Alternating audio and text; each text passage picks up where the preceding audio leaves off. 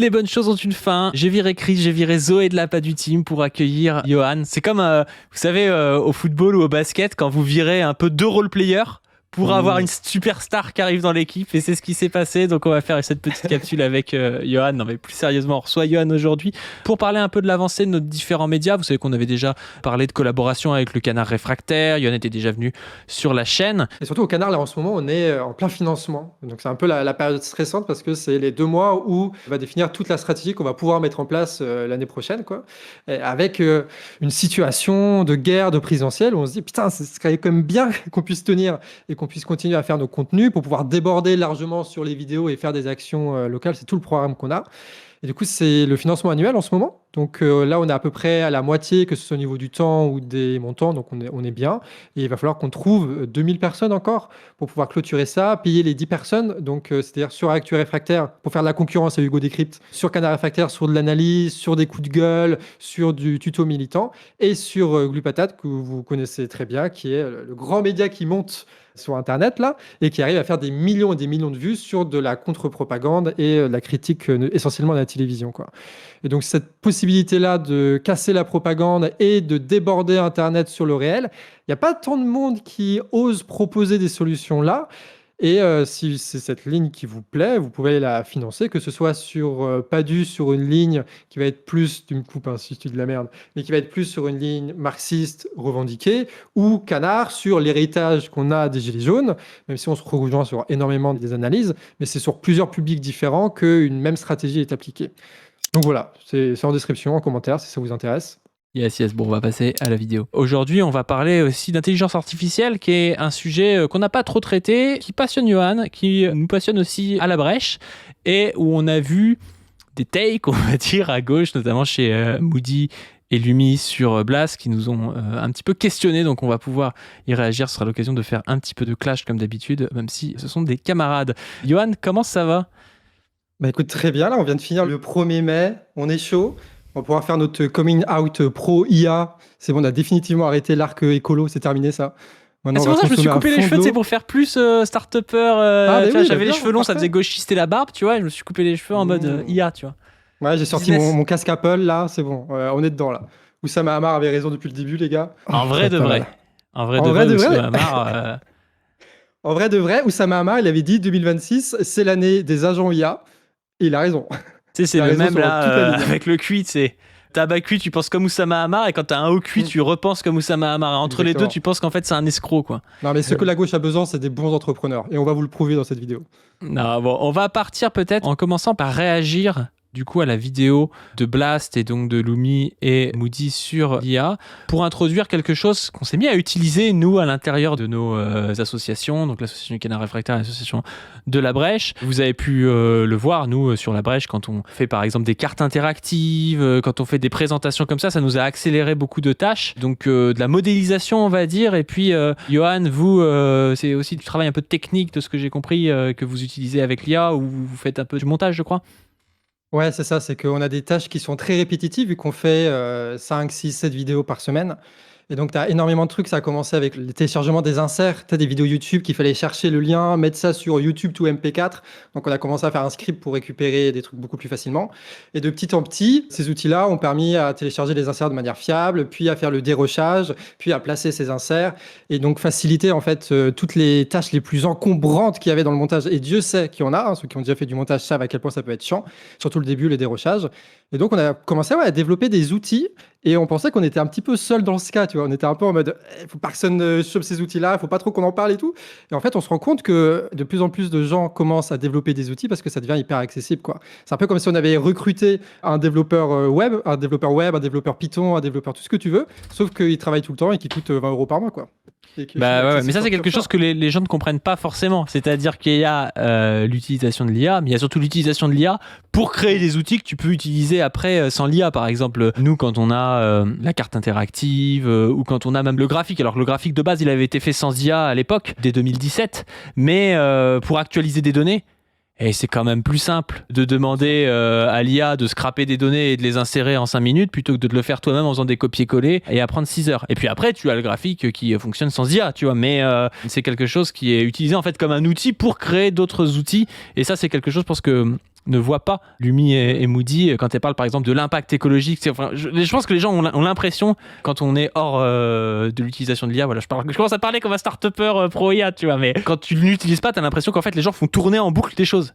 Mais en fait, si tu fais ça, t'es un peu débile parce que du coup, t'es bloqué tout le temps parce que l'IA, en plus, t'as un forfait qui est pas énorme. Hein. Je pense qu'un jour, nos enfants nous regarderont en disant quoi c'était limité à l'époque, c'est comme quand on était en 2005 et qu'on avait un portable et puis que la moindre lettre comptait, tu vois. Bah maintenant, c'est illimité. Alors peut-être qu'un jour, l'IA sera illimitée et qu'on aura la fusion nucléaire ou je sais pas quoi. Aujourd'hui, c'est pas le cas. Il y a pas énormément de données. Même quand t'as un compte payant, hein, tu te retrouves souvent bloqué quand tu commences à faire des tâches qui sont un petit peu gourmandes. Alors ça dépend peut-être des IA. Hein. Moi, je connais plus l'IA d'Anthropic, Claude. La plus chère. Ouais, mais celle qui marche le mieux aussi. Ouais, elle est trop forte. Trop fort. Mais voilà, qui peut se retrouver bloqué si tu demandes beaucoup de choses. Mais la réalité, c'est que si par exemple, quand tu fais le graphique, si toi tu restes 6 heures sur ton ordi à faire des copier-coller pour un truc que l'IA va te faire en 2 minutes, déjà, bah, tu utilises aussi des données en réalité en étant pendant 6 heures allumé chez toi. Donc, tu as tout un tas de choses qui polluent aussi. Et la réalité, c'est qu'une fois que tu l'as utilisé pendant 2 minutes, tu as ton outil et tu l'utilises. Que tu l'aies fait à la main ou par IA, ça change strictement rien. Quoi. Donc, c'est quand même quelque chose qu'il faut comprendre parce que sinon, on comprend rien. Tu vois. Les gens qui utilisent l'IA, je pense, un peu comme dans la vidéo qu'on va voir là, c'est les gens, ils s'imaginent que c'est juste genre la fenêtre ChatGPT et tu envoies des prompts comme ça, comme on l'utilise sur son téléphone. Sauf qu'en vrai, quand tu rentres ça dans des lignes de production, tu te rends compte que s'il faut faire la même requête 2, 3, 4, 5 fois par jour tout le long de l'année, ça va te coûter beaucoup trop cher, ce ne sera pas efficace. La façon bien d'utiliser l'IA, c'est de faire en sorte de pas du tout se connecter à Claude et compagnie, et soit utiliser des modèles qui sont tout petits, rikiki, qui consomment quasiment rien, mais qui sont ultra spécialisés dans un domaine, soit le faire tourner localement sur ta machine, mais de façon assez courte. Et au final, tu te retrouves en fait, non pas avec de l'intelligence artificielle, mais globalement un programme informatique. Si tu veux, nous, ce qu'on a développé, c'est plus un logiciel de montage, mais une fois qu'on l'a développé, que les lignes Python sont écrites, bon, bah, c'est juste un logiciel comme un autre qui ne consomme pas plus que Resolve, qui ne consomme pas plus que Premiere Pro. Et là, commence à venir l'idée que chacun est en train de développer ses outils dans son coin. Peut-être qu'un jour, tu vas avoir des entreprises qui vont arriver avec des outils qui vont faire le montage quasiment de manière autonome. Et comment est-ce qu'on va organiser nos médias? Comment est-ce que tout ça va changer dans les années à venir? Moi, j'ai l'impression qu'on avait réussi, notamment ce que vous faites vous, c'est-à-dire industrialiser des vidéos qui sont des streams que vous balancez comme ça parce que tout est bien adapté. Je pense que dans 6 mois, dans 1 an, les vidéos que nous, on fait au Canard, c'est-à-dire des trucs qui sont montés avec des inserts, ça va être accessible de la même façon et que tout le monde va pouvoir inonder. Et tout le monde, ça veut dire quoi? Ça veut dire nous, les communistes, mais aussi l'extrême droite, mais aussi les propagandes d'État, que ce soit en Iran, en Russie, en France, aux États-Unis, qui vont saturer avec des contenus qui avant étaient inimaginables au niveau de la quantité et de la qualité. Et en fait, on se réintroduit, je ne sais pas si je vais trop loin dans ce que je dis, mais on se réintroduit dans une liste des classes de savoir comment est-ce que cet outil, on va réussir à le manipuler pour que dans cette nouvelle guerre des propagandes qui va prendre une nouvelle échelle, comment est-ce qu'on va réussir pour faire la bagarre et le faire bien, quoi. L'IA, c'est un peu un progrès technique qui nous est imposé par le développement du capital. Très bien, et du coup, il va falloir s'en saisir, parce que sinon, dans 6 mois, dans 1 an, les gens qui ont cette position qu'on va avoir là, ils vont se faire rétamer par les nouvelles entreprises ou ceux qui ont adopté ces programmes d'intelligence artificielle, soit parce qu'ils vont pouvoir le faire à 1 ou 2, ou soit parce que leurs monteurs, au lieu de faire du dérush, ils vont faire des trucs intéressants, beaucoup plus stylés, et les vidéos vont avoir une bien meilleure gueule, quoi. Bah bien sûr. Bah, on va partir sur la vidéo. On a réussi à faire avec Johan comme on fait avec Zoé Chris, c'est-à-dire une introduction de 8 minutes. Je suis assez fier de ça. On part du coup sur la vidéo de Blast. L'intelligence artificielle, comme on nous la présente, c'est l'avenir rêvé du patronat. Parce que nous, on n'a absolument rien à y gagner. Au contraire, même, on en paye le prix cher. L'IA, elle est extrêmement destructrice, que ça soit humainement ou écologiquement. Elle pille les richesses et elle exploite les personnes. Ok, mais attends, si ça se trouve, on pourrait imaginer une porte de sortie politique. Parce qu'on pourrait se dire que l'IA va nous débarrasser de certaines tâches et qu'on aurait donc plus de temps. Voilà. Là, elle commence à faire... C'est comme vous faites dans votre retour à la ligne, là. Elle prêche la vie de Johan le droit tardé un peu et Moody va y répondre. Et on pourrait mettre là, genre ton salaire à vie. Parce que qu'est-ce qu'on va leur faire aux gens qui sont remplacés par l'IA? Ils auront plus qu'à se mettre sur le canapé, fumer des joints et... Oh putain, les grandes gueules, ils sont trop bien, les mecs, là. T'es un peu convaincu par le programme politique qu'il présente, là. En vrai de vrai, quand on y passe, bon là, lui, il y a un côté péjoratif, faut fumer des joints, mais je veux dire, si un jour, au lieu de faire du dérush à des gens, au lieu de faire, je sais pas, de la compta, en fait, ils ont pas à la faire et les gens, ils peuvent se poser tranquillo et faire un barbecue, ou pas un barbecue, ou fumer des joints, ou ce qu'ils veulent. Moi, je préfère faire un barbecue que fumer des joints, mais c'est vrai que je suis avec un vegan là, donc je suis un peu en sueur, là, je suis en train de me décomposer pendant la vidéo. Mais voilà, je vois pas le problème à ça, en fait.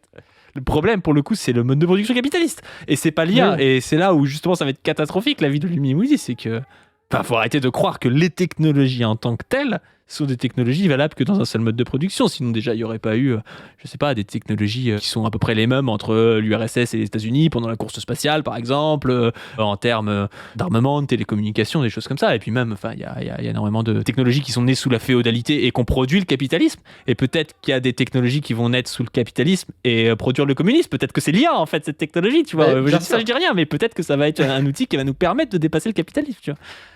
Mais ouais, et je trouve que la position inverse que tu dis est beaucoup plus intéressante d'un point de vue marxiste, c'est se demander comment est-ce que le capitalisme va réussir à résoudre les immenses contradictions que va amener l'intelligence artificielle, c'est-à-dire décupler les gains de productivité dans énormément de domaines, et donc couper la distribution des salaires, et donc tout le cycle économique qui avait été mis en place jusque-là, où tu avais des pays producteurs qui balançaient de la marchandise à des pays consommateurs qui l'achetaient. S'il y a beaucoup moins de distribution de salaires, comment est-ce qu'on va faire pour faire tourner l'économie? Comment est-ce que cette crise, cette énième crise de surproduction que les contradictions du capital ont généré, comment est-ce qu'ils vont la résoudre? Et donc, je trouve que même présenter l'IA comme quelque chose, pas forcément d'anticapitaliste, mais de tellement contradictoire au fonctionnement du capitalisme qui va pouvoir créer des crises, voire l'abattre, c'est quand même intéressant.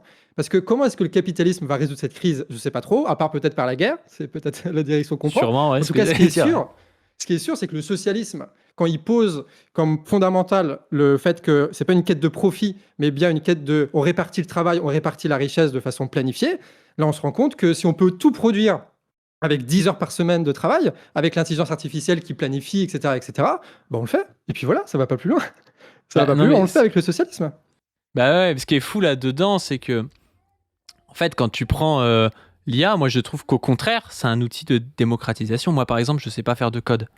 Bah, l'IA m'a permis de coder, ce qui m'a permis de me sortir d'un rapport avec un expert de quelque chose qui me dirait un peu quoi faire, d'un rapport qui peut être hiérarchique et qui peut être aussi pécunier, parce que tu vas devoir payer une entreprise de gens qui vont faire du code et tout ça. C'est un outil aussi de démocratisation, même dans le savoir, il y a plein de choses. Et moi, en plus, je suis dans le corps médical. Je veux dire, l'IA est supérieure à moi dans l'immense majorité des choses médicales, voire dans tout, tu vois. Après, il y a le rapport humain, il y a plein de choses en dehors du simple fait purement théorique, on va dire, dans le médical. Et puis, il y a encore des enjeux, notamment en psychiatrie, où il n'y a pas forcément de consensus sur certaines choses. Donc, l'IA ne peut pas forcément trancher sur ces choses. Pour l'instant, peut-être qu'un jour, elle tranchera et qu'elle nous aidera justement à découvrir un consensus, tu vois.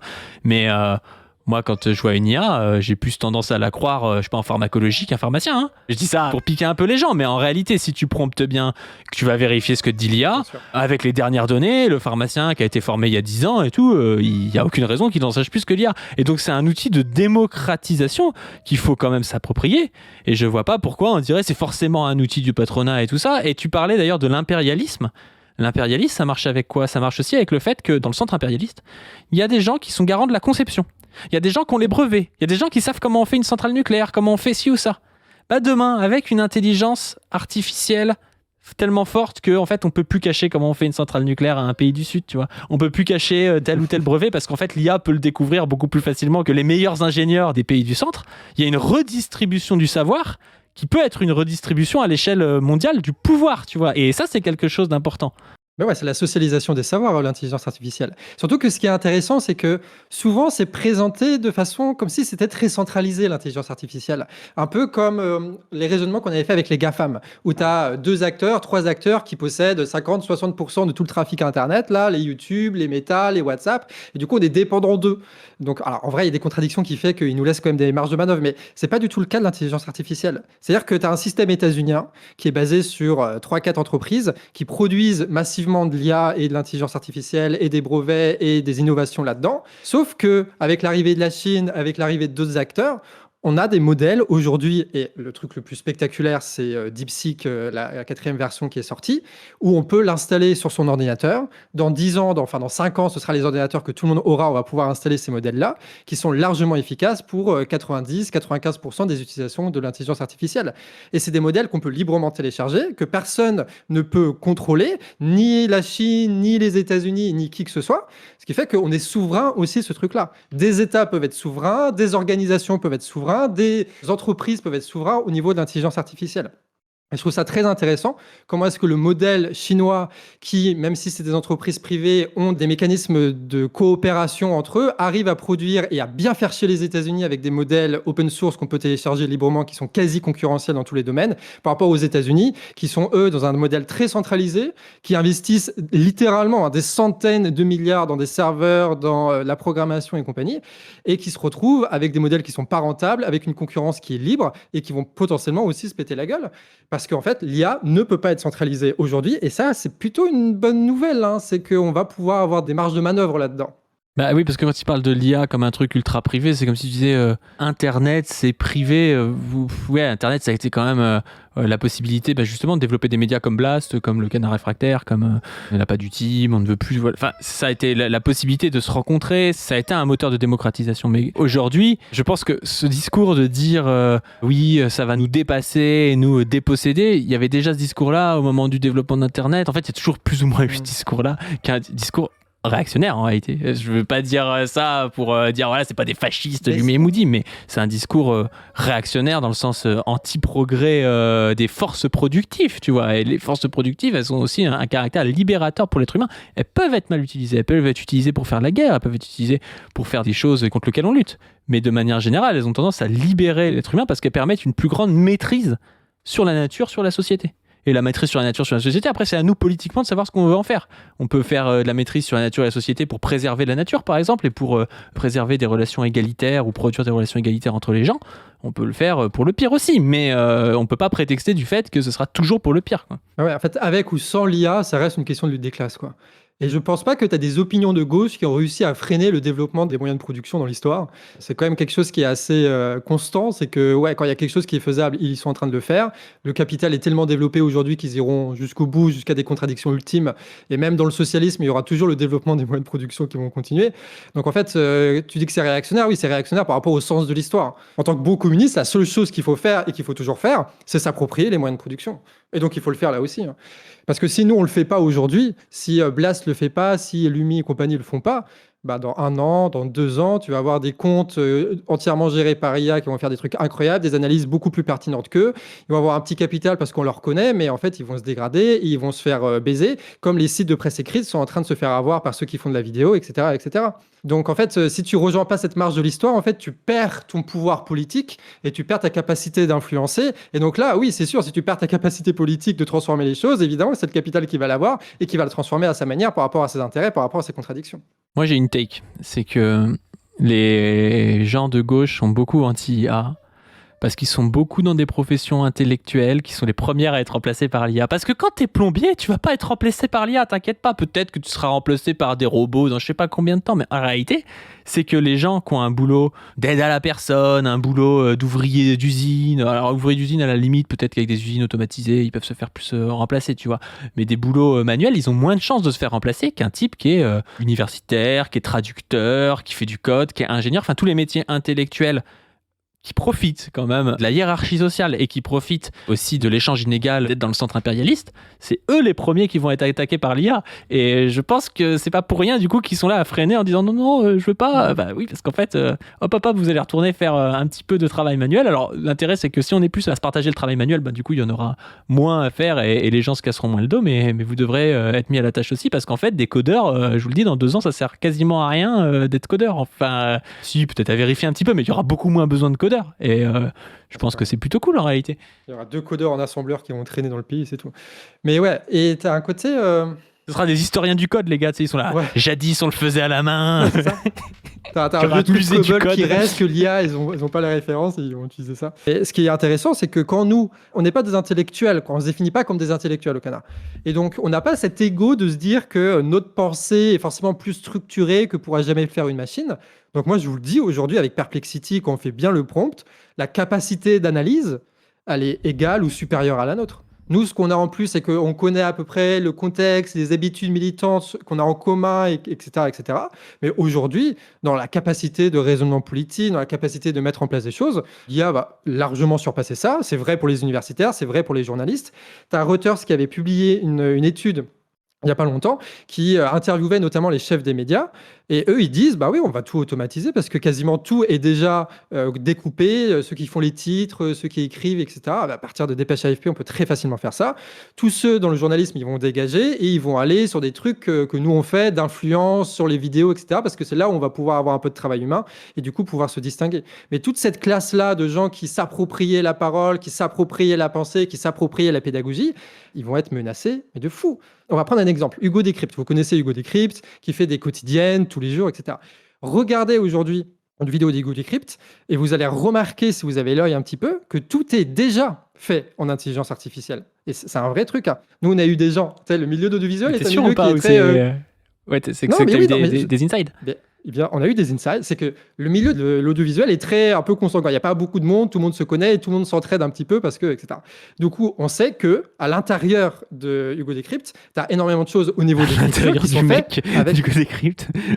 Tu parles à l'intérieur. En lui-même, c'est déjà un robot. C'est un robot, il est des puces. Mais en vrai, c'est déjà un robot parce que qu'est-ce qu'il fait? Il prend les dépêches AFP, il prend une enquête du Monde, il fait ça en 10 minutes. Le gars, il présente même plus les vidéos, c'est de la voix off ou c'est quelqu'un d'autre qui le fait. Je te jure. Tu penses que c'est une voix off IA ou? Non, à mon avis, c'est pas une voix IA, mais il pourrait le faire tellement c'est monotone. Si tu veux, il faut comprendre que l'intelligence artificielle, elle est d'autant plus efficace dans des chaînes de production qui ont déjà été découpées, spécialisées et qui ont permis de faire la rentabilité à fond. Et que le capitalisme a déjà créé les structures dans lesquelles l'IA va pouvoir s'immiscer et totalement envahir pour le fait que Hugo Décrypte soit juste un chef d'entreprise et plus du tout quelqu'un qui fait des recherches. Mais du coup, on se retrouve déjà aujourd'hui avec des structures médiatiques qui sont quasiment full IA. Tu regardes le montage d'Hugo Décrypte, si tu connais un peu au niveau du montage qui est possible d'automatiser aujourd'hui avec l'IA, si ce n'est pas déjà le cas, ça le sera très bientôt, et vu qu'ils ont un peu le thune, à mon avis, ils ont déjà fait la recherche, pour automatiser à fond ce truc-là. Donc on est déjà dans un monde transformé par l'IA, nous on utilise déjà un peu l'IA, vous l'utilisez déjà un peu, dans 6 mois ça va être ça. L'accélération et la perte de statut social que vont avoir ces gens-là va être effrayante, notamment à gauche, où tu n'avais pas forcément un truc entrepreneurial qui était un peu basé sur un peu le lit confortable des intellectuels, de la bourgeoisie de gauche, des petits réseaux, qui vont petit à petit s'effondrer à cause de ça. Et en vrai, on peut se dire si on fait rien que c'est une mauvaise chose parce que du coup on va perdre cet appui-là qui, malgré tous les défauts qu'on peut énoncer, permettent de maintenir un niveau politique dans le pays. Mais du coup, en tant que bon communiste, en tant que bon matérialiste, on va pas juste pleurer que les choses arrivent, on va se battre pour que le mieux arrive. Et le mieux, ouais, c'est la démocratisation des outils de production médiatique, c'est la démocratisation des outils intellectuels et de faire en sorte de pouvoir transformer politiquement énormément de gens grâce à des médias qui sont beaucoup plus automatisés. Et à côté, qu'est-ce que ça va être? Eh ben, ça va être du travail de terrain. Parce que l'intelligence artificielle est incapable de réserver une salle, d'animer des réunions, de former des militants, d'aller afficher, d'aller tracter. Et c'est là, à mon avis, où tu vas avoir une sortie de crise qui va être intéressante. Là où la bourgeoisie de gauche va, comme d'habitude, bien installée dans son fauteuil, comme ils l'ont fait avec les Gilets jaunes, comme ils le font très souvent avec les mouvements sociaux, se contenter de commenter. Et que nous, notre place de nouveaux médias qui n'avons pas grand-chose à perdre dans ce truc-là, c'est de dire, bah ok, nous, on va aller là où l'IA peut pas aller. On va aller là où les réseaux de censure qui vont se renforcer de la Macronie, du pouvoir policier, ne pourront rien faire. C'est les lieux de réunion, c'est les médias locaux, c'est tous ces trucs, des réseaux de résistance ancrés dans les territoires, comme disent les politiques de merde, là, mais un peu partout en France, pour pouvoir se sortir de cette situation. Et en vrai, est-ce que c'est une mauvaise chose ? Si on le fait bien, ça peut être beaucoup plus intéressant que des foules de gens qui regardent des vidéos YouTube et qui sont abonnés à des médias qui aujourd'hui permettent, oui, de maintenir un niveau politique, mais qui ont aussi le gros défaut de se faire sentir à des gens qui sont politisés, alors qu'en fait, ils n'arrivent pas à concrétiser dans l'action et dans le vrai rapport de force cette politisation, quoi. À part dans les élections. Mais avec des élections, ça a aussi ses limites, quoi. C'est intéressant ce que tu dis parce qu'on le voit déjà même sans l'IA, tu vois. C'est-à-dire que quand tu as un média internet, tu te rends vite compte, si ton média marche un petit peu, que ça peut être facile de faire des 100 000 vues, des 150 000 vues, mais en fait, est-ce que tu arrives vraiment à mettre du monde dans la rue? Est-ce que les gens sont vraiment organisés? Est-ce que, tu vois, moi je me souviens de Papacito qui avait dit putain, mais j'organise une manif et il y a que genre 30 pélos qui viennent. Et tu te dis, le gars, il fait 4 millions de vues, il y a 30 pélos qui viennent. Tu vois, bref, c'est la droite, ils savent pas organiser une manif, tu vois, mais c'est quand même la folie, quoi. Et tu te dis, c'est pas pareil, tu vois. C'est pour ça que nous, avec La Brèche, on a pris aussi ce virage avec le mouvement du 10 septembre. On a essayé de structurer et de reformer du réseau militant aussi de terrain. Parce que c'est pas pareil de regarder des vidéos que d'avoir des structures de terrain. Et tu parles des élections, on en parle d'ailleurs dans des vidéos. Il y a un enjeu qui va être important pour les élections, ça va être que dans chaque putain de bureau de vote, on ait un assesseur de gauche, un gars qui vérifie qu'il n'y a pas quelqu'un en train de rajouter des bulletins ou des choses comme ça, parce qu'une fraude massive, c'est hyper compliqué, tu vois. Mais avoir quelques fraudes, si l'élection se joue à 50 000 voix, ben on aurait bien le seum si on n'a pas d'assesseur qui a vérifié qu'il n'y avait pas 100 voix par-ci par-là, qui étaient passées et tout. Ça demande du réseau militant, ça demande d'avoir des dizaines de milliers de personnes partout en France qui vont se mobiliser. Et c'est pas juste en regardant des vidéos que tu fais ça, c'est pas avec l'IA, Internet ou je sais pas quoi. C'est en ayant des gens qui sont formés, qui sont structurés ensemble. Tu peux t'aider de réseaux internet pour les structurer, mais ça reste du concret. Et c'est ça que l'IA ne peut pas faire, c'est de faire ce genre de choses concrètes. Donc peut-être que l'IA, comme tu le dis, ça va nous permettre parfois d'enlever des tâches un peu chiantes pour pouvoir faire plus du réseau, faire plus du... Par exemple, nous, on aimerait bien développer une appli, tu vois, une appli pour faire une appli un peu la brèche, tu vois, pour prendre des adhésions, pour mettre ensemble des gens et tout. Et c'est sûr que... Au moins le prototype, tu vois, peut-être qu'après il y aura quelqu'un qui viendra vérifier le code ou je sais pas trop quoi, tu vois, mais au moins le prototype, pouvoir tester avec l'IA, voir ce qui nous plaît, voir ce qui serait le plus utile. Et c'est trop bien, ça te prend 2 heures, tu testes un petit HTML fait par l'IA, tu vois, et puis une fois que ça te plaît, tu t'envoies un gars qui sait faire ça, qui va sûrement s'aider aussi de l'IA, tu vois, pour l'améliorer et en faire un truc un peu carré, tu vois. Mais ça c'est génial, alors que si c'est accessible uniquement à des grands partis qui sont financés, en fait, c'est pas démocratique, tu vois. Et c'est ça, en fait, que nous permet l'IA. C'est quasiment pour la première fois dans l'histoire de l'humanité, on a la même puissance de savoir en étant un random qui a payé 25 balles sur Claude ou sur ChatGPT ou sur DeepSeek ou je sais pas quoi, c'est moins cher sur DeepSeek, mais que des gens qui ont des bureaux entiers de gars qui sont payés à plein temps pour faire des fiches, pour faire des trucs, tu vois. Et on voudrait nous dire que ça, c'est dégueulasse et que ça fait le jeu du patronat et du capitalisme. Forcément, je trouve pas ça normal, tu vois. C'est pas vrai, tu vois. Ça me régale dans une vidéo de la Pas du Team où on a parlé pendant 30 minutes de 10 secondes d'extrait. Je trouve ça. C'est ça une vidéo de l'autre côté, là, c'est incroyable. Je suis trop content. Vas-y, d'ailleurs, c'est aussi pour ça que il va falloir changer aussi vos attitudes. Généralement, le public, généralement ceux qui regardent les vidéos, qu'on change d'attitude par rapport aux médias qu'on soutient aussi. Parce que si c'est juste des médias qui font du commentaire et qui n'utilisent pas leur centralisation pour produire de l'action à côté, ça va être des gens qui vont être dégagés très rapidement et qui vont rentrer bien plus que nous dans les contradictions de l'IA. Donc c'est pour ça que c'est intéressant de soutenir des chaînes comme La Padu ou comme Le Canard qui ont cet esprit militant de sortir de ces réseaux-là et de les faire à travers les cagnottes, à travers la Tipeee que vous pouvez voir, quoi. Mais bon, si les Blast et compagnie, si les médias qui sont en plus des structures qui sont très lourdes, qui ont des dizaines et des dizaines de salariés, s'ils n'arrivent pas à se mettre dans ce virage-là, ils vont se faire dépasser très vite par des auto-entrepreneurs, des entrepreneuriales là, qui vont pouvoir produire de la vidéo en masse, même y compris de gauche, comme nous, on l'a fait un petit peu sur des comme Arrêt sur Image ou des choses comme ça, qui avant représentaient la vidéo de gauche sur Internet. Maintenant, c'est nous, parce qu'on a su s'approprier ces outils-là. Si on ne le fait pas après, on va se faire dépasser. Donc, ouais, soutenez les médias qui vont prendre un peu d'avance et qui vont pouvoir être des médias efficaces dans 1 an, dans 2 ans, dans 3 ans. Ça, c'est important. Et qui vont pouvoir dépasser les contradictions de la surproduction des contenus politiques sur Internet. Tu le disais, c'est vrai que moi, ça me gêne pas quelqu'un qui me dit, par exemple, qu'il s'y connaît très bien dans un domaine et que l'IA ne l'aide pas. Tu vois, si l'IA t'aide pas et que tu vas aussi vite sans, il n'y a pas de souci. Tu vois, par exemple, un cuisinier, est-ce qu'il a vraiment besoin d'aller voir les recettes avec l'IA, machin? Je pense pas, tu vois, parce qu'en fait, il est habitué et donc ça lui ferait presque perdre du temps. Mais à partir du moment où ça peut être un gain de temps, c'est-à-dire que c'est un gain d'efficacité. Et c'est-à-dire que si tu le fais pas, il y a des chaînes de droite, ou il y a d'autres chaînes, de boutiquiers, de je sais pas quoi, qui eux vont le faire et vont être plus efficaces que toi. On sait qu'en plus, YouTube, par rapport à l'IA, c'est beaucoup moins démocratique. C'est un algorithme, c'est un truc privé, qui à tout moment, en fait, peut te mettre en avant, peut ne te pas mettre en avant, peut te démonétiser ou des choses comme ça. Et la guerre, elle se passe vraiment là. En fait, c'est pas sur l'IA qu'elle se passe, c'est plus sur YouTube ou sur ce genre de plateforme. Ce serait quand même bien, d'ailleurs, un jour d'avoir une plateforme pour le coup qui serait un peu moins privatisée à ce niveau-là. Enfin, vraiment, moi, je pense que c'est plus ça qu'il faut faire plutôt que l'IA, tu vois, dire que c'est trop privé, tu vois. Parce que là, ça nous permettrait peut-être... On a Canard.tube, hein. Ouais, en fait, c'est que ces outils-là, ils sont peut-être à Peertube qui a été développé, donc c'est mignon, mais en vrai, personne n'y va. Parce qu'en fait, YouTube, c'est pas juste un hébergement de vidéos, c'est des structures sociales qui ont été mises en place, des habitudes sociales, d'algorithmes, etc., qui font que c'est beaucoup plus agréable d'y aller et que ça remplit beaucoup plus sa fonction de genre, je sais pas quoi faire de ma soirée, je vais sur YouTube pour regarder, et que Peertube pourra jamais faire, quoi. Donc c'est aussi des dépendances qui sont au-delà du technique, alors que dans l'IA, la dépendance technique, elle est beaucoup moins claire. Parce qu'en fait, on peut se passer de ChatGPT, de cette centralisation en utilisant d'autres modèles, quoi. Bon, faut avoir un Mac, mais et en plus de ça, c'est accessible. Bon, on va encore pas avancer sur la vidéo, mais en plus de ça, faudrait presque changer de modèle à chaque fois qu'il y a un nouveau modèle qui sort, parce que la réalité, c'est qu'il y a une vraie course. Moi, j'ai utilisé Claude il y a 1 an, tu vois. c'était pas mal pour corriger les fautes, tu vois, formuler des trucs et tout, mais c'était pas incroyable, tu vois. Et maintenant, c'est la folie, tu vois. DeepSeek 4, je l'ai pas testé, ça se trouve, c'est la folie aussi, tu vois. Et dans 6 mois, ça se trouve, GPT sera devant Claude. Enfin, il y a une course là-dedans. Ce qui compte, c'est la technologie en tant que telle, c'est-à-dire les LLM, mais c'est pas l'entreprise Anthropic qui fait Claude ou OpenAI qui fait ChatGPT ou l'État chinois qui fait DeepSeek, quoi. C'est pas ça le problème en tant que tel. Ce qui compte vraiment, c'est que cette technologie a été développée. Maintenant qu'elle est développée, elle échappe à ses créateurs. Et c'est ça aussi les contradictions qui naissent. C'est-à-dire qu'à un moment donné, il y a des gens qui font des avancées technologiques, sûrement pour faire du profit, faut pas se voiler la face. Mais à un moment donné, les technologies, elles peuvent être retournées, elles peuvent être démocratisées, elles peuvent... tu veux dire, les gens qui ont inventé, je sais pas, la machine à vapeur, je sais plus, c'est Watson, c'est ça, qui a inventé la machine à vapeur, je crois. Peut-être que c'était lui parce que ça lui facilitait un truc, je sais pas pourquoi il l'a inventé. Après, ça a été réutilisé par d'autres, amélioré, et puis à la fin, la machine à vapeur, c'est devenu un attribut de l'humanité, en fait. Tu vois, ça a permis de faire des moteurs, de faire en sorte que des gens ils puissent se déplacer, enfin voilà. Et c'est pareil pour la technologie des LLM en tant que telle, c'est-à-dire le concept de LLM. Après, qu'il y ait des entreprises qui se tirent la bourse, c'est autre chose, tu vois. Mais en fait, ce qui est marrant sur DeepSeek, c'est pas tant qu'il soit plus performant, il est un peu moins performant, sauf qu'il est 90 à 99% moins cher que la concurrence.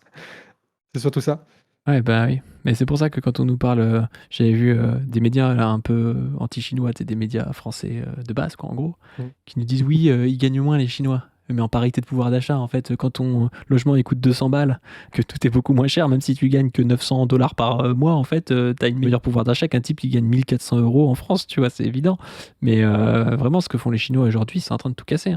Ouais. C'est pour ça que les États-Unis appuient leur avantage stratégique avec leur impérialisme qui est de nature bien plus militaire, et que c'est comme ça qu'ils arrivent à essayer de reprendre un peu la main ou de foutre le bordel à côté, parce que la diplomatie et le commerce chinois, basé sur une industrie aussi développée que la leur, est surpuissante, quoi. Il y a quand même des contradictions dans le modèle chinois, mais qui sont beaucoup moins flagrantes et beaucoup moins dangereuses que celles des États-Unis. Quand on regarde la bulle IA, les centaines de milliards qui sont investis pour un truc, qui n'est pas rentable, 2, qui serait selon les meilleures projections, c'est-à-dire les projections que donnent les entreprises à leurs actionnaires pour qu'ils leur filent du pognon, pas avant 2030, ok, donc c'est dans 4 ans, si les Chinois ils sortent pas des modèles qui sont gratos, qui sont beaucoup moins chers. Donc non, à mon avis, ils vont jamais réussir à rentabiliser une centralisation de l'IA de cette façon-là. Donc la Chine va prendre une importance stratégique énorme, et à mon avis c'est pour ça que tu as des Pedro Sanchez en Espagne qui se rapprochent énormément, que tu as les discours de Mélenchon qui a toujours été un peu, je dirais pas en avance, mais précautionneux de ne permettre cette alliance-là. À mon avis aussi, vous avez un peu cet avis-là, que le clivage qui va se faire entre le choix d'un impérialisme états-unien ou chinois va être beaucoup plus structurant dans la vie politique. Ça va être un des vrais clivages, comme ça a pu l'être un clivage avant, de savoir est-ce que tu te bases sur l'impérialisme de l'URSS ou des États-Unis, sur quelle industrie tu bases ton développement industriel en tant que pays tiers. Ça va être pas mal cette époque-là. Ça va être pas mal, parce qu'ils sont en train de développer pour l'URSS, l'Afghanistan, oui peut-être, tu vois, mais non, dans le côté de la puissance développer, guerrière, d'exporter des capitales, d'exporter de la marchandise, etc. Ouais, bon, c'est pas le débat aujourd'hui. On va continuer du coup sur la vidéo avec Yumi et Moody parce qu'on est quand même à 31 secondes. Putain, j'ai hâte. Ouais, mais ça marche pas comme ça. Et tu le saurais si t'avais fait une fac pourrie. Le fait de croire que l'IA, entre de bonnes mains, pourrait être un outil d'émancipation des travailleurs est un leurre. Il n'existe pas de bonne IA, puisqu'elle a été créée sous le capitalisme, par le capitalisme et pour le capitalisme. Elle sert les intérêts de ceux qui exploitent. Sauf que quand on... Mais vraiment, pour moi, c'est une pensée d'enfant. Enfin, c'est quoi cette histoire? Mais toutes les créations actuelles sont créées sous le capitalisme. Et par exemple, la thérapie qui permet de soigner la mucoviscidose, c'est-à-dire que tu meurs pas à 20 ans, mais tu meurs à 75, tu vois. Ça a été créé sous le capitalisme, à part quelques médicaments cubains, la plupart des médicaments sont créés sous le capitalisme, tu vois. Et pour autant, entre de bonnes mains, ça sauve des vies. Enfin, je veux dire, ça n'a pas de sens comme discours. Puis, c'est un peu le côté, là, très anti-marxiste, de penser que le capital a une volonté propre, qui n'est pas contradictoire et qui ne produit pas dans son processus ses propres contradictions. Et que tout est unifié dans le capitalisme décide de tout, fait tout, va tout dans son sens. Non, là, la preuve, c'est que face à un modèle capitaliste états-unien, de l'IA très centralisé, tu as des modèles chinois qui apparaissent et qui contredisent ce truc-là. Donc en fait, ça dépend comment tu te l'appropries, ça dépend comment toutes ces choses-là et comment est-ce que tu utilises les contradictions du capital à ton escient. Mais oui, de penser que le capital est partout tout le temps comme ça, c'est très enfantin. Ouais, il y a presque un côté comme tu dis, c'est donner une volonté au capitaliste, c'est presque un peu complotiste, bizarre, tu vois. Enfin, quand on y pense, je sais pas, même Internet, on voit bien qu'Internet, c'est un outil en partie, pas que, mais c'est un outil d'émancipation. C'est pour ça d'ailleurs que les pays autoritaires, ils coupent Internet à leur population quand il commence à y avoir des mouvements. Par exemple, mais même on le voyait nous pendant les mouvements un peu d'émeutes, des choses comme ça, tu pouvais te faire censurer sur TikTok, sur Internet, sur Twitter, sur des choses comme ça, parce que c'est quelque chose pour se structurer, on va dire, en tant que peuple. Tu vois. Donc vraiment, c'est aberrant, je trouve, de tenir des propos comme ça.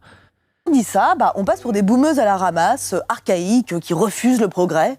Oui, on a l'air de réactionnaires rétrogrades, alors qu'on fait juste décrire la réalité. Aucune technologie n'est neutre. Pour comprendre l'IA, il faut savoir par qui elle a été créée et comment. Et ça, c'est pas nous qui le disons. Écoutez ce sociologue du travail. Ouais, alors... Mais je comprends pas, parce que, en fait, même les gens qui bossent à Google, je crois que les LLM, ça a été créé par Google. Ils sont pas machiavéliques, tu vois. Enfin, les mecs qui ont inventé ça, je veux dire, ils ont essayé de résoudre des problèmes. Alors peut-être qu'il y avait un parti de profit, mais c'était pas pour dominer le monde et puis faire la guerre au premier degré. Après, ça peut être utilisé comme ça, ça peut être utilisé autrement. C'est trop bizarre, tu vois. C'est comme si tu disais les mecs qui ont inventé la fusion nucléaire ou la fission nucléaire, c'était pour faire des bombes. Bah non, en fait, tu vois. Enfin, il y a des gars qui ont fait des travaux théoriques, il y a des gens qui ont été financés pour faire des bombes, d'autres qui ont été financés pour faire des centrales. Le fait de faire des bombes a peut-être permis de faire aussi des centrales, tu vois. Enfin, j'en sais rien, mais en tout cas, c'est pas parce que tu as une conscience de faire une action à un instant T que ça se retourne pas dans l'histoire parfois, parce que tu perds la paternité un peu de ta découverte. C'est pas juste la volonté première de ce que tu veux faire dans le réel qui compte de tout temps après, quoi.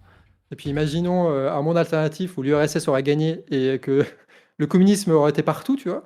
On aurait créé de la même façon l'intelligence artificielle, hein, en vrai, les LLM et compagnie, parce que ça fait la continuité de la socialisation du travail et du savoir qui est dans ce continuum-là de développement des moyens de production. Donc, ils sont en train de le développer. Est-ce qu'il aurait été très différent que ce qu'on a là maintenant? Je ne pense pas. L'usage et de qui en profite, oui, mais la technologie en elle-même, est-ce que, comme tu disais, la fusion nucléaire aurait été différente sous l'Union soviétique qu'elle était aux États-Unis? Ben non, ça reste à peu près toujours le même principe de faire péter des atomes d'uranium. Et pareil aussi pour l'intelligence artificielle. D'autant plus que la concurrence fait la multiplicité des modèles et fait aussi qu'on a beaucoup de trucs open source qu'on peut bidouiller comme on veut, quoi. Et, D'ailleurs, il à mon avis, mettait... ça doit pas être des gens qui utilisent l'IA beaucoup, Ah bah c'est sûr, à hein. mon avis.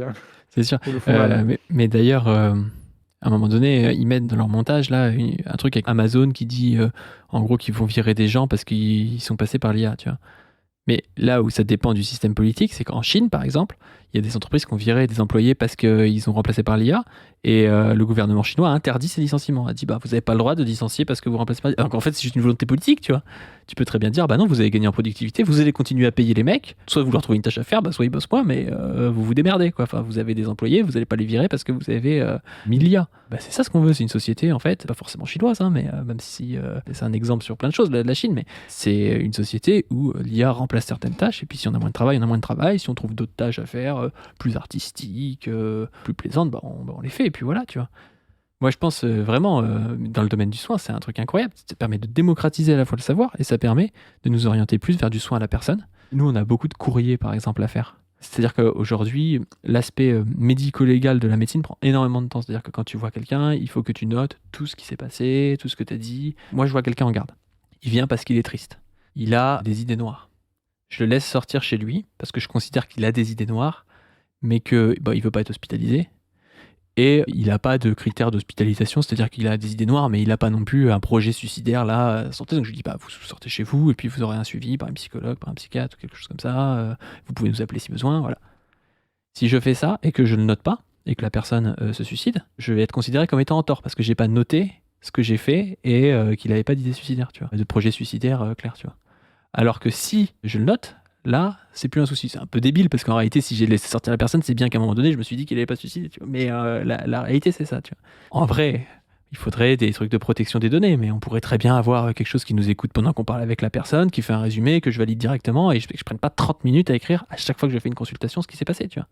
Et ça, ce sera un gain de temps de ouf parce que du coup, je pourrais voir plus de personnes, je pourrais passer plus de temps avec la personne. C'est de la charge de travail qui peut disparaître. Et tous les métiers, là, les notaires, tu vois. Les notaires, demain, ça disparaît, tu vois, avec ça. Ça disparaît. Ça sert à quoi un notaire quand tu as une intelligence artificielle à part prendre 8000 balles sur une transaction, tu vois. Le technosocialisme, ça a l'air bien dit comme ça. Hein. Le technosocialisme. Tu sais, c'est Lénine, il disait le socialisme, c'est les soviets plus l'électricité. En fait, c'est l'IA plus les soviets. Ouais, je suis convaincu, c'est bon, on fait ça. C'est ce que Trump essaye de faire aussi, mais où généralement, ça va aller énormément là-dessus, où tu vas avoir des États qui vont eux-mêmes utiliser ces intelligences artificielles pour faire une espèce de technofascisme, avec les Palantir, avec de l'IA qui est arrivée au cœur de toutes les administrations pour remplacer énormément de personnes, soit pour allouer de l'argent directement à la guerre, soit aussi pour faciliter le pilotage de l'État dans des directions où une administration peut... c'est très bien que des fois, quand on voit des ordres, c'est pas directement appliqué parce que tu as telle et telle personne qui veut pas, ou tu as du zèle, etc. Et que tu vas avoir un projet capitaliste, notamment aux États-Unis, qui va être de resserrer l'État pour le faire beaucoup plus facilement pilotable en utilisant l'intelligence artificielle, avec la surveillance qui va à fond et compagnie. Et du coup, tu te retrouveras avec deux modèles possibles d'un technofascisme coincé dans ces crises de surproduction, mais qui est compensé par un matage de la population, une surveillance massive, et un technosocialisme qui arrive à dépasser ces contradictions-là, en répartissant la tâche, en harmonisant l'utilisation de l'IA et l'industrie et le service et tout ce qui va avec. Je trouve que le rapport de classe et ce que vous dites beaucoup, vous, de comment est-ce que une idée communiste revient sur la scène de l'histoire dans la conscience commune lorsque des crises arrivent, là, ça va être bien plus fort. Et je trouve que on se perd des fois à gauche dans des modèles de société qui sont parfois hérités des visions qu'il y avait en 1917 sur la révolution russe, parce que c'est la seule qui a à peu près tenu la route, etc. Là, on va pouvoir avoir aussi d'autres modèles de pensée politique, d'organisation, de comment est-ce qu'on prend des décisions, d'organisation, de planification industrielle. Imaginez la puissance de planification industrielle qu'on va avoir si tout est relié, non pas juste les donneurs d'ordre, mais l'ensemble des robots dans l'ensemble des usines, dans l'ensemble des chaînes de production qui sont reliés et qui s'adaptent en permanence et en direct à la consommation réelle du pays, qui peut faire des planifications qui changent, etc., etc. On va pouvoir aussi se débarrasser d'une grosse partie de la bureaucratie.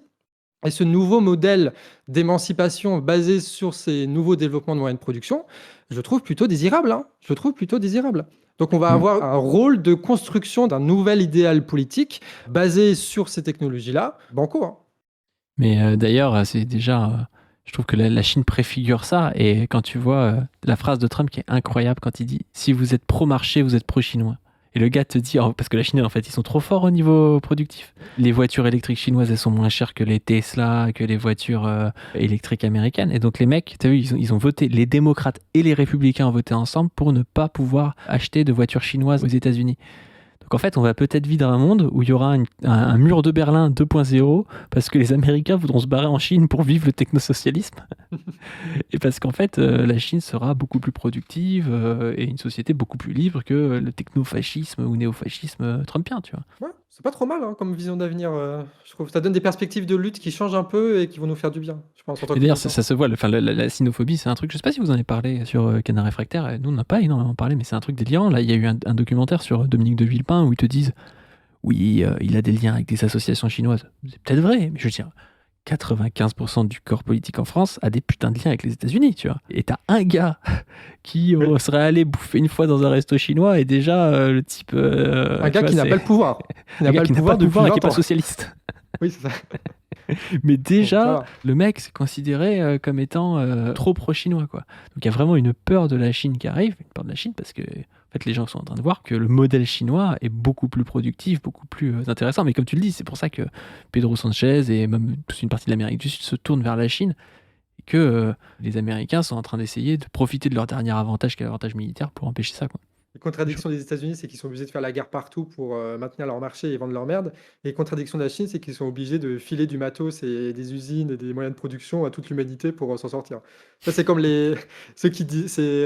C'est exactement Castro qui disait ça, mais c'est qu'il y en a qui vivent de l'exportation des bombes, nous on vit de l'exportation des médecins. Bon bah oui, on choisit.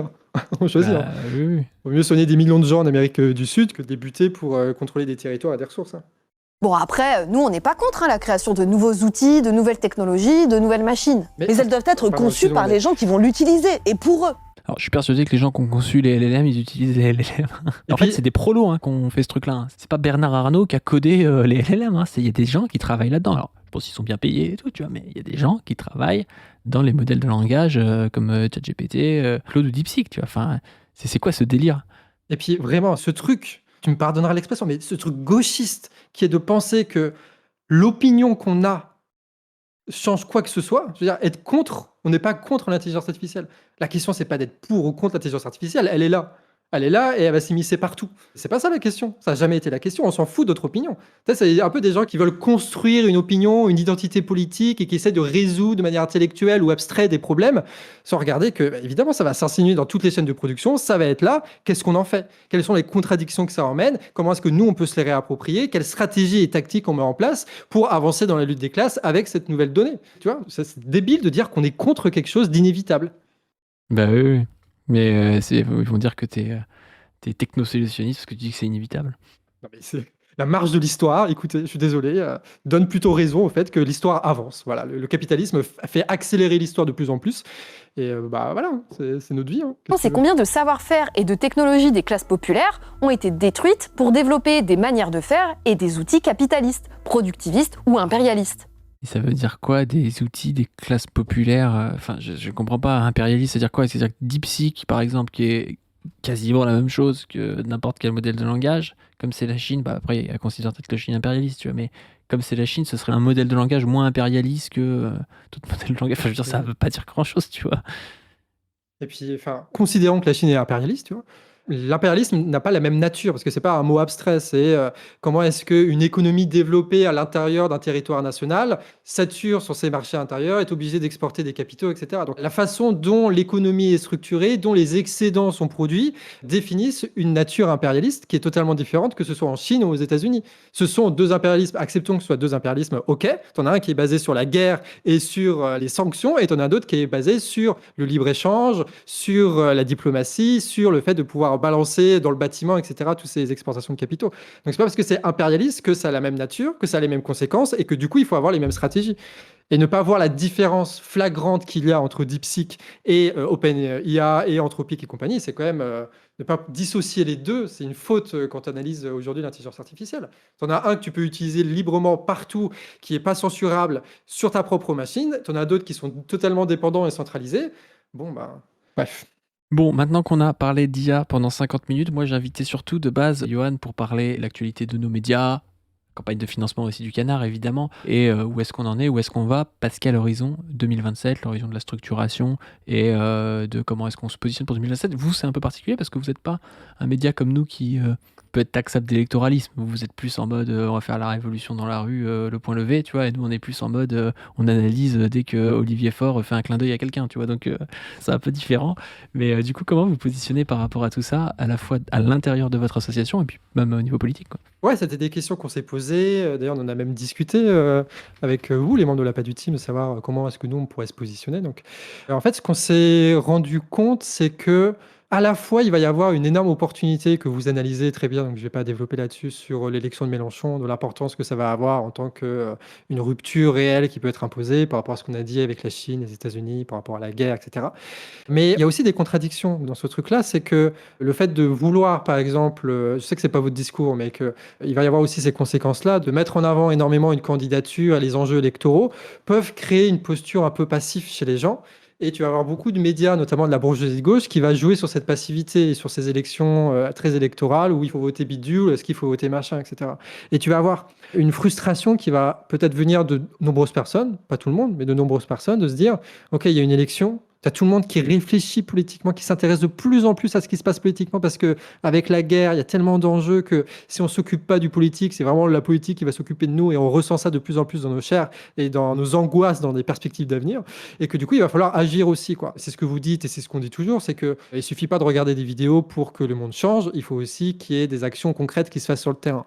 Et donc nous, au Canard, on va faire ce qu'on préfère faire, et on va faire probablement là où on est les meilleurs aussi, c'est-à-dire de transformer une centralité qu'on a prise avec d'autres, mais une centralité que tu as des centaines de milliers de personnes différentes qui nous regardent tous les mois, de faire en sorte de former un maximum ces gens-là, de montrer par l'exemple qu'il est possible de créer des réseaux locaux avec des assemblées, avec des tractages, avec des affichages, avec des médias, que ce soit des médias papier, des médias vidéo, pour faire en sorte que tout le monde ait un taf militant qui dépasse simplement regarder une vidéo ou alors de voter pour une personne, et faire en sorte de résoudre cette contradiction que vous aussi vous menez évidemment à la PADU, qui est que même si Mélenchon arrive au pouvoir, en fait le pouvoir c'est un peu une image abstraite de ce qui se passe. Tout est rapport de force. Donc c'est une domination face à une autre domination, une domination face à une résistance.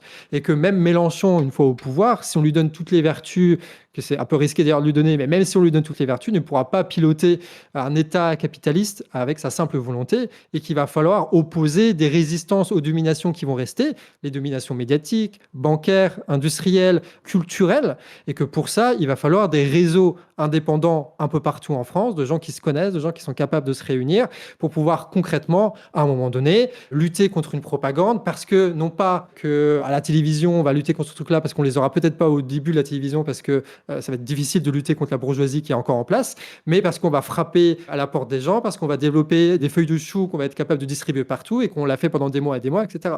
Donc créer ces réseaux de résistance-là et de retrouver un peu d'humanité dans la lutte politique, alors même qu'aujourd'hui, il y a toute une force qui pousse à la passivité. Nous, c'est ce qu'on aimerait faire au Canard. Alors, en plus des analyses géopolitiques pour essayer de comprendre le monde, etc., mais les forts moments politiques, et en France, ça se traduit par les élections, sont des moments d'éducation populaire qu'il faut saisir. Donc, c'est pour ça qu'on va essayer de mettre en place, autour de Guingamp, mais aussi ailleurs, que vous pouvez voir concrètement comment est-ce qu'on organise à l'intérieur de groupes militants des médias locaux, des actions d'assemblée, de diffusion, qu'on va mettre en place aussi avec l'Ardeur, donc l'association d'éducation populaire qui a fait des conférences gesticulées avec la figure de Franck Lepage, mais aujourd'hui, tu en as plein d'autres, de mettre en place des outils d'éducation populaire que vous allez pouvoir reprendre aussi, que des centaines et des centaines et des centaines de gens vont pouvoir reprendre pour former des militants et qu'on soit un peu plus autonome sur cette question-là.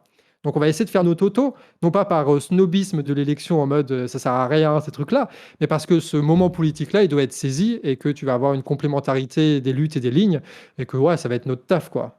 Et puis nique sa mère, de toute façon c'est l'IA qui va tout faire, il va falloir trouver une occupation, on va pas rester dans des bureaux quoi. En vrai, c'est super intéressant, je pense que ces assemblées aussi, elles doivent être force de proposition, donner des propositions sur la gauche, notamment de la France Insoumise. Nous on en parle tout le temps en ce moment. Je trouve qu'aujourd'hui, le programme de la France Insoumise, il est un peu vieillissant. C'était un programme qui était très adapté à 2017. Et aujourd'hui, en fait, il est en train de se faire rattraper par le Parti Socialiste, par exemple, qui sort un programme, alors qui ne sera pas le programme final, mais tu vois, qui dit SMIC à 1690. Alors on sait que c'est des douilles, hein, que ce sera en fait à l'horizon 2032, qu'en fait, bon, ce sera l'inflation, mais bon. Tu vois, ils sortent un programme qui se veut un peu de gauche, et l'Avenir en commun est un programme aujourd'hui qui ne répond pas forcément à la crise, à l'intensité de la crise. Et on doit proposer un programme qui peut avoir une certaine gueule, surtout que le risque, en se recentrant, c'est souvent des stratégies, si tu veux, de politiciens. Par exemple, Bardella, il fait beaucoup ça. Il se recentre, il se revient libéral, tout ça, parce qu'il se dit, ouais, au deuxième tour, ça me servira. Ouais, mais en fait, tu peux ne pas passer le premier tour en faisant ça. Parce que du coup, les gens, si t'as un libéral raciste, ils voteront peut-être pour Édouard Philippe à la place de toi. Tu vois, si t'es juste une copie d'Édouard Philippe, il n'y a pas de raison de voter Bardella, tu vois. Et si Mélenchon, il est moins radical qu'avant, ou s'il propose quelque chose qui n'est pas tant bifurquant que ça, ça peut démobiliser les gens les plus populaires, qui d'habitude ne votent pas et qui ont envie de renverser la table, tu vois. Et il peut ne pas passer le premier tour aussi, tu vois. Et ça, typiquement, c'est par le bas aussi qu'on peut mettre la pression, par des assemblées, par des choses comme ça, tu vois, par des gens... Je pense par exemple à Réseau Salariat. On critique souvent, nous, les travaux de Bernard Friot, mais Réseau Salariat a eu l'intérêt d'avoir des gens structurés qui pensent un programme qui a des intérêts et des limites, tu vois, mais qui dit pourquoi est-ce qu'on fait pas la sécurité sociale alimentaire, tu vois. Moi, il y a des choses qui me viennent, on travaille dessus, nous, à la brèche actuellement aussi, en s'aidant de l'IA aussi, parce que l'IA, l'intérêt, c'est que quand tu as une idée, tu peux la chiffrer facilement, tu peux la tester, et ça, c'est super bien, parce que du coup, tu sais, quand tu as une idée, tu sais pas combien de milliards ça coûte, combien ça pourrait rapporter, et ça, encore une fois, c'est un truc assez incroyable de pouvoir en temps réel mesurer ces idées face à de l'analyse économique qui pourrait prendre des plombes si tu le faisais, et que tu ferais peut-être d'ailleurs moins bien que l'IA, tu vois. Mais typiquement, là, la Chine, elle a réussi à faire baisser le coût du logement comme il était en 2006. Je sais pas si t'imagines le délire, quoi. Imagine, là, aujourd'hui, le logement coûte comme en 2006. Moi, je vous le dis, je serais déjà propriétaire. C'est-à-dire que dès que je serais devenu interne, c'est-à-dire que j'avais un salaire fixe, à 1600 balles, j'aurais acheté, tu vois. Parce qu'à 1600 balles, en 2006, tu pouvais acheter, tu vois. Et surtout que quand j'étais au début de mon internat, il n'y avait pas encore eu l'explosion des crédits et tout, tu vois, j'aurais pu acheter. 1600 balles, aujourd'hui, tu peux pas acheter. Je pense que le logement, essayer de casser le marché du logement et de casser, du coup, le pouvoir des propriétaires sur leurs locataires, parce que les locataires peuvent acheter, parce que la spéculation se casse la gueule, c'est hyper important. Tout ça, nous, on pense que ça peut passer par une banque nationalisée, par un crédit à taux zéro sur l'acquisition d'une résidence principale, des choses comme ça. C'est des choses qu'on doit porter. Et la France Insoumise, ce serait parfait si elle pouvait le reprendre. Mais pour ça, il faut de la pression. Il faut aussi arriver à faire un travail sérieux, comme l'a fait le Réseau Salariat, et comme on peut le faire en arrivant avec un programme chiffré, en montrant qu'en fait, c'est vrai que c'est quand même important, tu vois, quand les gens ils voient un truc, de se dire, c'est pas juste... tu sais, des fois, t'as un peu l'impression que c'est ça, le programme du NPA, t'as l'impression que c'est tout le monde gagne 8000 balles, et c'est trop bien, mais tu sais pas trop comment ça marche et tout. Montrer en fait que à la fois ça marche, et ça marche même mieux en fait, tu vois. Sauf pour les 2-3% de grands propriétaires qui ont 15 apparts, tu vois. Pour eux, ça marche pas mieux, mais pour les autres, ça marche mieux, parce que ça permet de gagner du pouvoir d'achat, tu vois. Moi, je pense aussi à 2 choses, par exemple, et ça pourrait nous attirer la bienveillance des personnes âgées, notamment, qui votent très peu à l'extrême gauche. C'est un grand service public du grand âge, tu vois. Je pense qu'il faudra un service public du petit âge, parce qu'aujourd'hui, on nous parle de il n'y a plus d'enfants, mais jamais il n'y a plus d'enfants, parce que les gens, ils n'ont plus de logement, ils n'ont plus de CDI, et il n'y a plus de crèche, il n'y a plus d'assistante maternelle. Enfin, je veux dire, on te demande d'avoir des enfants, alors qu'en fait, tu n'as pas ton logement, tu n'es pas sûr que tu auras encore ton boulot dans 3 mois, et si tu as un enfant, tu sais pas où tu peux le mettre, tu vois. Donc évidemment que personne n'arrive à se projeter comme ça, ou en tout cas, c'est plus compliqué, tu vois. Donc je pense qu'un service public... où il n'y a pas de profit, on va dire, sur le fait d'élever des enfants et puis de faire des crèches et tout, ce serait important. Mais pour les personnes âgées, tu vois, on ne pourra jamais leur opposer le fait de s'occuper de la société, un bon père de famille. Ça, ce sera toujours le centre qui le fera. Et donc, ils croiront toujours dans le centre pour leur retraite, machin. Par contre, leur dire, on peut faire un service public du grand âge planifié par l'IA, un truc de ouf, tu vois, où il y a vraiment, non mais, tu vois, en gagnant de la productivité grâce à l'IA, avoir 2 fois plus de soignants dans chaque EHPAD, avec des gens qui t'aident et tout, réintégrer dans la vie, ça, on peut le faire, tu vois. Mais encore une fois, il faut le produire, et il faut que les gens, ils se disent pas, c'est juste un rêve. Enfin, ils se disent, tu sais, Lénine, il dit ça, il dit, il faut rêver, mais il faut pouvoir se donner les moyens de réaliser ce rêve. Donc, il faut qu'il y ait le rêve, mais qu'on voit comment c'est possible de le faire. Comment, je sais pas, à l'horizon 2030, on peut avoir 3 fois plus de personnes qui travaillent dans des établissements pour les personnes dépendantes et âgées. Comment est-ce qu'on finance ça? Comment est-ce qu'on construit ça? Comment est-ce que ça va se passer, tu vois, concrètement? Et les personnes âgées, elles se diront peut-être, bon, bah, je sais pas trop si la retraite, ce sera pareil. Par contre, je sais que si on fait ça, bah, je serai plus heureux parce que je verrai plus de monde dans la journée, parce que je serai pas avec des soignants qui sont parfois violents parce qu'ils ont trop de toilettes à faire, parfois qui n'ont pas le temps, qui répondent pas quand je les appelle, parce que je verrai peut-être plus ma famille, parce que les gens travailleront moins. Donc comme on aura fait les 32 heures, les 4 jours, tu vois, les gens, ils auront peut-être plus le temps d'aller les voir. Tu vois. Il faut qu'on fasse rêver les gens et même rêver les vieux, tu vois. Et ça, on doit le produire, et je pense vraiment que des assemblées locales peuvent faire ça et doivent faire ça, tu vois. Je pense qu'il y a un vrai rôle des assemblées locales pour ça. Moi. Ouais, et puis ça remplit en plus, tu sais, quand tu fais des échecs, je sais pas si tu joues aux échecs, je deviens fou des échecs. Peut-être tu calcules les différentes lignes stratégiques. Ouais, s'il prend cavalier F3, qu'est-ce qui se passe? S'il prend fou D4, qu'est-ce qui se passe? Et il faut essayer de faire la solution qui permet de résoudre un peu tous les problèmes en même temps. Et ce genre de truc de constituer un réseau local, de gens qui se connaissent, qui se réunissent, même si parfois c'est compliqué, mais qui maintiennent le lien, ça va permettre, soit si Mélenchon il est trop fort et qu'il veut imposer le socialisme, de pousser dans ce sens-là et d'attaquer les institutions bourgeoises qui vont résister par rapport à cet État qui essaie de se transformer. Si c'est Bardella qui passe, ça va permettre de lutter concrètement face à la fascisation de la société. Si c'est toujours des macronistes qui arrivent et qui veulent tout censurer, ça va permettre de contourner ces censures parce que du jour au lendemain, ils peuvent détruire nos chaînes, mais du jour au lendemain, ils peuvent pas détruire des réseaux constitués de personnes. Et donc en fait, ça remplit plein de rôles. Et surtout, vous faites un peu ça dans la PADU. J'ai déjà entendu ce discours-là de savoir, ok, là, il y a la France insoumise, ok, là, il y a Mélenchon, mais en fait, il faut penser l'après. Qu'est-ce qui va se passer? C'est pas un seul coup, c'est 2 coups, 3 coups, 4 coups à Corbière l'avance. ou pas? Ouais, évidemment, avec Corbière. Après, nous, tu sais, on est des ruffinistes, donc une fois que Mélenchon y part, nous, on rejoint un Ruffin, et voilà. Tu sais, on parle de Fakir et des journaux locaux, et on parle de Sandrine et tout ça, c'est notre rêve, on attend que ça. C'est pas vrai, les gens, ok? On a balancé des faux tweets là-dessus, tout le monde croit ça maintenant sur Twitter. C'est fou. Vous passez votre temps à balancer des faux tweets avec un compte officiel aussi. Même moi, je Ouais, le c'est fais vrai. plus. Je le faisais de base, mais quand c'est un compte perso, ça va. Quand c'est un compte officiel, c'est plus dur quand même. Ouais, c'est difficile. Mais en fait, il faut se dire que là, tu dis, on peut pousser en interne à la France Insoumise si on a des assemblées locales pour 2027 pour qu'ils aient un programme plus radical. Et c'est vrai qu'on peut faire ça. Mais surtout, ce réseau-là, une fois que Mélenchon est élu, mais dans 10 ans, dans 15 ans, quand il va falloir reconstituer des partis de gauche, que des nouvelles lignes vont devoir s'imposer, qu'aujourd'hui c'est plus compliqué parce que c'est Mélenchon qui dirige, et tant mieux, c'est très centralisé, c'est très bien, mais qu'une fois que le vieux il sera parti et qu'il va falloir refaire une bataille pour reimposer des lignes, on sera bien content de trouver 100, 200, 1000, 2000, 5000 militants formés sur des propositions radicales, cohérentes et chiffrées, pendant que les autres, les sauces d'âme à la con, ils n'auront fait aucun travail. Donc tout ce travail-là, il faut le faire. Peut-être que la tactique, elle apparaît pas maintenant, mais si on joue stratégique, on met nos bonnes pièces au bon endroit, eh ben, elle va apparaître un jour ou l'autre par rapport à l'adversaire.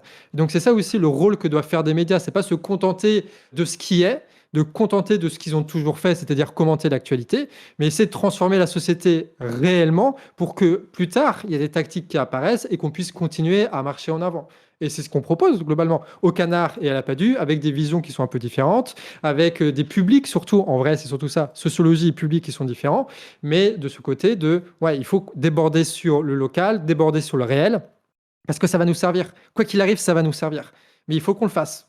Et donc, il faut des gens qui s'en battent les couilles un petit peu du petit statut bourgeois intellectuel et qui aillent sur le terrain parce que c'est ça aussi le kiff qu'on peut avoir. Et que voilà. Je sais pas en vrai quel est le public qui va le plus détester le fait qu'on défende une IA communiste. Votre public qui est un petit peu parfois aussi Toto, qui peut se retrouver dans des trucs Biocop, machin, tu vois. Notre public qui peut aussi aller au la Biocop parce que c'est plus un public parfois de cadre, de profession universitaire, machin, et donc du coup qui se sent visé par l'IA parce que dans 3 ans ils ont plus de boulot, tu vois. Donc voilà, je sais pas. De toute façon, on n'y peut rien. Hein. C'est pas nous qui choisissons. Hein. Ouais. Bon, on va peut-être s'arrêter là. Sur ce, la cagnotte du Canard Réfractaire est en description. N'hésitez pas à donner et n'hésitez pas aussi à vous rendre compte de l'importance aussi d'avoir une diversité de médias alternatifs, associatifs, non lucratifs. C'est quand même très important. Il y a des médias lucratifs qui sont bien, c'est pas le souci, mais je pense que non lucratifs, c'est quand même pas plus mal. Parfois, en plus, on peut se dire, voilà, il y a déjà des gens, je sais, dans notre public, il y a des gens qui n'aiment pas le Canard Réfractaire. Dans votre public, je pense qu'il y a des gens qui nous aiment pas. Mais la réalité, c'est qu'on va pas faire la révolution avec que le public marxiste, rabougri de la patte du team. On va pas faire la révolution avec le public Toto Breton du Canard. Mais en fait, on a besoin d'un peu tout ça, tu vois. Et même d'autres chaînes. Et c'est pour ça, il y a des chaînes où même avec certains créateurs de contenu, parfois on peut avoir des clashs ou des choses comme ça. Mais je sais que c'est quand même important qu'ils soient financés et que ça tourne et qu'à la fin, on arrive à s'unir sur des points importants. Même si à la fin, c'est les marxistes qui gagneront et que les autres trahiront, on le sait bien. Mais voilà, on est obligé quand même de faire ça. Donc n'hésitez pas à aller donner, même des petits dons, ça compte. Des gros dons, ça compte encore plus, évidemment. Non, c'est un peu différent de nous parce que nous, je vous dis toujours des petits dons permanents. Mais là, c'est une cagnotte. Donc faut que vous donnez en vous disant que ça va être utilisé sur l'année. Donc vous pouvez rapporter ça un petit don permanent. Par exemple, donner 50 €, ça paraît parfois beaucoup. En réalité, c'est que 4 € et quelques par mois, tu vois, c'est pas tant que ça. Encore une fois, il faut pouvoir et tout, vous êtes forcé de rien, mais dites-vous que ça permet de faire tourner le canard sur l'année et ça vous évite aussi de devoir spammer des campagnes de dons tout le temps, ce qui vous demande du temps, de la charge mentale et ce qui vous empêche de travailler sur autre chose. Donc plus vite cette campagne de dons, elle est terminée, plus vite vous pouvez passer sur... Non mais c'est vrai, j'avais vu votre dernière campagne, vous n'avez pas eu de chance, vous étiez tombé avant le 10 septembre, je crois. Vous aviez dû spammer et tout, c'était trop chiant pour vous. Ouais. Alors qu'en fait, vous l'auriez fait 2 mois après, au moment du 10 septembre, la campagne était pliée en 1 mois, tu vois, parce que tout le monde était en émulation et regardait vos vidéos. Et c'est trop con parce que la réalité, c'est que on sait qu'il y a des moments comme le 10 septembre, il y a des moments comme les Gilets jaunes qui vont arriver, qu'on aura besoin du Canard Réfractaire, et donc le Canard Réfractaire doit vivre, quoi. Et c'est toujours particulier parce que nous, on est dans un modèle, tu sais, vous avez très bien critiqué à raison le modèle de ceux qui ont 3000 abonnés qui donnent 5 € et qui arrivent à avoir des médias parce qu'ils font une vidéo toutes les 2 semaines, là, mais qui sont uniquement pour ceux qui payent. Nous, on est dans un modèle où les gens payent pour du contenu que, quoi qu'il arrive, ils auront. En fait, ce que vous payez, c'est notre travail, c'est notre temps, etc., qu'on passe tous les jours à faire ça, mais c'est surtout la politisation future des centaines de milliers de gens qui connaissent pas encore la PADU, qui connaissent pas encore Canard, ni Actu, ni Glupatate, et qui vont se politiser grâce à ça, et qui vont devenir un soutien sur lequel vous allez pouvoir vous appuyer localement, nationalement, pour les futures crises, les futures campagnes, les futurs mouvements sociaux. C'est le truc de, combien de personnes vont découvrir les shorts de Glupatate pendant la campagne de Mélenchon ? Ça va être, je pense, des centaines de milliers, quoi. Et donc c'est ça, c'est le truc ingrat de vous payer pour permettre à d'autres gens qui connaissent pas encore ces médias-là de se politiser. Et puis après, nous, il ne faut pas être trop cons, et c'est pas la direction qu'on a prise jusque-là, si ça peut vous rassurer tous, là, de pas prendre les gens et de les enfermer sur nous-mêmes, en mode, comme beaucoup font, tu vois, d'essayer de rendre captifs un public, mais de faire en sorte de les envoyer sur d'autres chaînes, de faire des feats, de mélanger les réflexions sans se cancel les uns les autres, pour faire en sorte que les gens ne rentrent pas dans une boutique, mais rentrent dans un réseau militant qui vont assurer leur formation politique, dans lequel ils vont pouvoir trouver tout ce dont ils ont besoin. Et la PADU ne peut pas fournir tout ce dont n'importe quel militant, dans n'importe quelle situation, dans n'importe quel bled, a besoin. Il faut qu'il y ait une diversité là-dedans. Donc c'est ça aussi, votre rôle, c'est pas tant de soutenir des médias indépendants, mais de constituer un écosystème militant sur Internet qui va être la base de la politisation de centaines de milliers de personnes qui vont ensuite vous rejoindre dans les luttes locales, à condition que cet écosystème vous permette de produire ces militants locaux, et c'est ce que nous, on vous propose. D'ailleurs, c'est marrant parce que, je vais finir sur ça, mais Glupatate, il se fait tout le temps tacler quand il fait des campagnes, en mode oui, c'est juste des shorts, mais typiquement, c'est le truc le plus dur à faire. Enfin, vous vous rendez pas compte, autant, je sais pas, Actu Réfractaire ou une capsule comme on fait, tu peux automatiser le montage, je pense. Alors nous, on n'a pas automatisé le montage, mais enfin, quoi que je sais pas, peut-être que notre monteur automatise le montage et qui se tourne les pouces et qui fume des clopes et qui touche son salaire. En quel cas, c'est très bien pour lui, il est smart. Mais c'est faisable parce que c'est un format en fait où on parle et où on peut rajouter aussi, je sais pas, cliquer sur un espace ou un truc comme ça pour dire qu'il faudra cutter pour la machine, j'en sais rien. Enfin, je sais pas comment ça marche l'automatisation, mais j'imagine que c'est des choses du genre. Et que Glupatate, c'est impossible parce que c'est pas son format, je veux dire, de short, parce qu'il a d'autres formats, mais son format le plus connu de short, il y a une vraie recherche d'extraits qui n'est pas tellement automatisable. Il y a des timings et de l'humour et des effets spéciaux. Enfin, aujourd'hui, c'est un travail de fou, un travail qui est forcément artisanal. Donc vraiment, je ne vois pas pourquoi les gens le taguent pour ça. Il y a vraiment un temps, je pense que tu peux passer 2 jours à travailler un short quand tu fais un short de Glue Patate et parfois ne pas le sortir en te disant il n'est pas assez bien, quoi. Enfin, vraiment, c'est un travail de fou, quoi. Le niveau de montage de ceux qui sont sur Glue Patate est largement supérieur à ce que je peux faire alors que je monte plein de vidéos d'actu ou de Canard. Et d'ailleurs, Glue Patate vont plus recruter que Canard et Actu dans l'année qui vient. Parce que nous, on peut s'en sortir sans recruter et eux, non. Ouais, c'est très compliqué. Ils sont dans un milieu où ils ont tellement d'avance, ils savent tellement bien faire les choses qu'en fait, personne n'arrive à les rattraper. C'est ça que je trouve fou. C'est que ça fait des années et des années que les gens sont capables de prendre des extraits de télé et de mettre des sous-titres. Et pourtant, tellement ils sont forts dans leur artisanat, ils restent largement les leaders à contester. C'est eux qui arrivent à se structurer grâce à Canard, mais globalement qui arrivent à se structurer grâce à leur travail, etc., pour pouvoir recruter davantage, pour pouvoir produire davantage. Et c'est ça les dynamiques qui sont intéressantes. Dès que les choses sont en mouvement comme ça, qui sont pas remplaçables et qu'on arrive à imposer une ligne, c'est ça qu'il faut soutenir. Yes, bon. Sur ce, donnez sur la cagnotte du Canard et on vous dit à plus. Abonnez-vous à tout le monde, évidemment. Merci beaucoup, la Paduti. Merci beaucoup, des bisous.